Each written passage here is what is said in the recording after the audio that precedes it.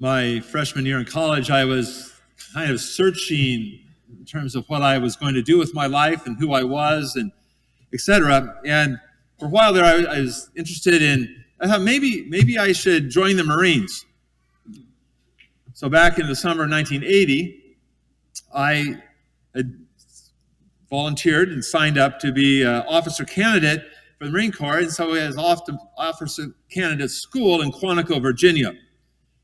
And boot camp was quite, so the whole purpose of this first summer was boot camp. So I went off to Marine Corps boot camp. Quite an experience. One of the trials among many of boot camp was close order drill on what is called the grinder. So the grinder is this huge blacktop area. It's like a Boeing parking lot.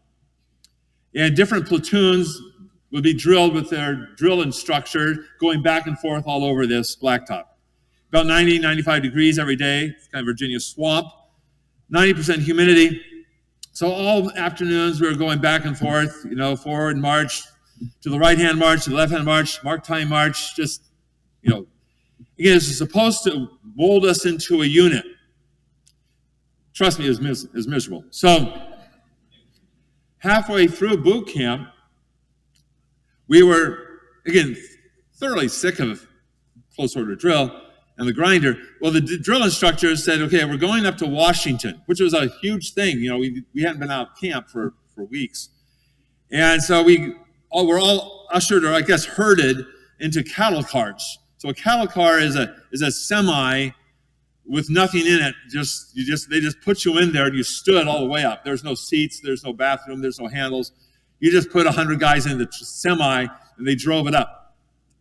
So we got up to Washington and we went to it's called the 8th and I. It's an address in Washington. It's a historic Marine Corps barracks. So the first barracks was there at 8th and I.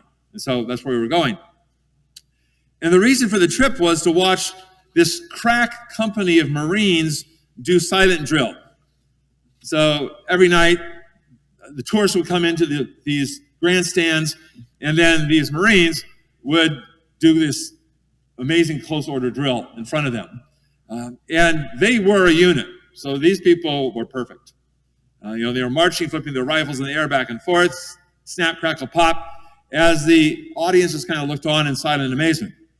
I have to say, having done a few weeks of close order drill, I had a new sense of, this is really hard. And so it wasn't just that it was beautiful, it's just, wow, I know how hard that is. And so again, it was, again, I'd say inspiring, even in its own way, beautiful to see this thing happen. And that was the point. That's why we went. We needed, they felt, inspiration of what we could become so that we would continue the rigors of boot camp. So again, just give us a little motivation. When we human beings are asked to do difficult things, we can take two different routes, because if it's hard, it's going to hurt, it's going to be a sacrifice, it's going to be frustrating, it's going to be all those things. And so we could kind of make things easier. You have trouble with the test, okay, we'll make the test easier. You can't eat all your vegetables, what about 2 bites, honey? So we can do that. Or, second way to motivate us to persevere, just give a glimpse of what the end point is. Here's why we're doing this. This is what you could be. This is who you can become. This is what you could learn how to do, etc. Marines took the second way. It's tough to go through boot camp, they said, but it's also, there's this glorious transformation that can take place. That's Christ's strategy in the gospel today. So, as always on the second Sunday of Lent, we always hear the Transfiguration. And to understand this, we have to remember what goes before. So before the Transfiguration, the previous chapter is the prediction, Jesus' prediction of his suffering, death, and resurrection. He's going to go up to Jerusalem, he tells his apostles, and there I'm going to be put to death, and then rise on the third day. So, again, he's saying, and Peter says, no, Lord, don't let that happen. That's the wrong thing. And Jesus rebukes him. He's not going to let Peter water down the mission.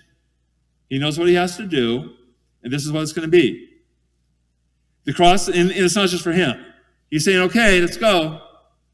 The cross is going to be for everyone. So Jesus is obviously not offering the easy way out. But Jesus also knows, again, that we're human and we need help to do hard things. So this transfiguration is his attempt to show the apostles, at least the leadership of the apostles, the glory of heaven, just a glimpse. Just a short, brief, see who I really am and see who you can be. So again, that hope for glory and transformation will see them through their experience of Jesus' death and their own crosses. Don't give up. Don't run away from the cross, because through the cross, you can be that. So at 8th and I, we candidates, as we were called, were shown this, again, glimpse of sort of like the full-blown Marine, right? Glory. So we could be that good. We could be that beautiful to drill. This could be you. And so we were supposed to go back to Quantico and put in the hours necessary on the grinder for that transformation to take place. That's the point. So Catholicism is also, it's a way of life. That's what the first followers of Jesus called it. It's the way. And it isn't an easy way for our fallen human nature. It's really hard. If you're really going to live it, it's going to be hard. Promises, Jesus says, promises, you're going to have crosses. Think about in our own lives what Christ may ask of us. And you can think of any of those topics that are out there that are hard. Our society says it's hard. Again, end of life. How are you going to end your life? We have physician-assisted suicide now. We say, well, that's the easy way out. Jesus says it's not our way. God is in charge of life at the beginning and at the end. And so it's his gift. We can't take it back ourselves. It's a cross to live out one's life sometimes. Consider accepting the unplanned pregnancy. Not easy. Jesus' way isn't easy. Or, again, the way of chastity in our society. Not easy. Again, our fallen human nature, preserving all sexual acts for marriage and keeping them open to life, that's hard. It's really difficult. Or, again, being faithful to marriage when the world says, why bother? That's hard. The need to be honest in a world that's ruled, the prince of this world is the liar. And the discipline of prayer, simplicity of life, in a world that's very noisy, materialistic, again, if we're going to live it out well, it's not going to be easy. Even wearing that cross on Ash Wednesday, I don't know how many of you made it to Ash Wednesday Mass and took that cross to work with you. I mean, how did that feel? Telling the whole world that we're walkers of the way, followers of Christ, that the world you put to death. Again, a little sense that may not always be easy. We might be tempted to wash off the cross, literally, to water it down. So every year, again, we're given this gospel in Lent to encourage us, not just to keep the Lenten resolutions, although that's part of it, but honestly, those are pretty easy compared to the hard things of life. We're talking about the big crosses. So in the middle of Lent, Jesus offers us Easter. Here's a trailer for the Easter glory. Here's a little hint. And we get that in other ways. Sometimes it's in our prayers, sometimes it's in the liturgy, sometimes it's in a relationship, sometimes it's something else. We get this little glimpse of what we could be and we're meant to be. Jesus offers us a glimpse why it's worth it to continue on the grinder. This life often just feels like that grinder. Now, I didn't have the vocation to be a Marine. You had to go you're committed for the first summer. That's boot camp. Then you could go back 2 summers later and start other basic stuff. But I discerned out and said, no, I don't think that's what God's calling me. So again, I left that program after a summer. Therefore, I never really experienced that transformation, that particular one. I glimpsed it on 8th and I, but that wasn't for me. But I do have a vocation to be a saint. You have a vocation to be a saint too. You're meant to be that, the glorious person filled with God's grace. We were created for transfiguration. It will take everything we have. It's going to take work, sacrifice, suffering, the cross. But he's saying, don't give up. Because in the middle of Lent, in the middle of this earthly life of ours, that sometimes, again, seems as hard as boot camp, Christ promises, not just Peter, James, and John, but you and me, that after this life with its crosses, we too will have this beauty, happiness, and glory of Easter. He promises that we too will shine. And so to help us with that, we're also having a Lenten mission, almost halfway through. And I've invited the Apostles of the Interior Life. This is a new community of consecrated women. They're a few decades old, but not. They're just starting their program and their history. But they are consecrated women who do all sorts of ministry, including in America. Oftentimes, they're on college campuses, and they help spiritual direction of college kids, things like this. But they're international, and I know them for about 17 years. I ran into them about 2005, I think. And so they're great disciples. The four I got, so I asked, hey, could I have some Apostles of the Interior Life? So they sent me the best. But there's 3 Italians, so it's very Italian this time. But they're all over the map. But anyway, I would invite Apostles of the Interior Life to please come forward and introduce themselves to you.